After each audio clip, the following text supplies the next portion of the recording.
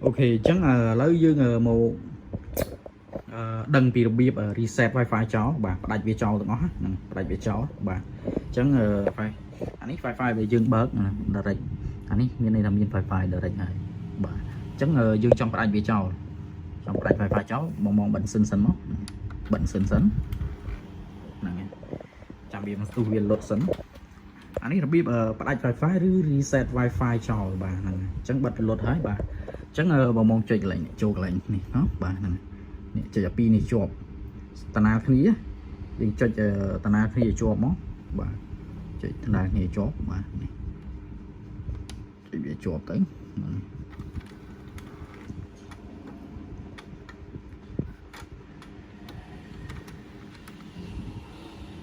អូខេប៉ុណ្ណឹងយើងបលេងមកបាទយើងបលេងទៅបាទអញ្ចឹង Wi-Fi វា load ដល់បដាញ់គ្នាហ្នឹងអញ្ចឹងយើងបិទម៉ាស៊ីនចោលមួយវិញបិទវាវិញណាបិទវាមួយចោលវិញបាទ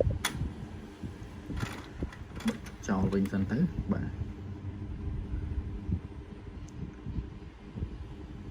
អូខេអញ្ចឹងវាលុតហើយបាទបន្តិចវាលុតហើយយើងបើកវាមកវិញមកហ្នឹងហើយថាវានៅមានជាប់ Wi-Fi ទៀតអត់បាទយើងបើកវាវិញមកអញ្ចឹងវាចាប់ផ្ដើមដើរហើយ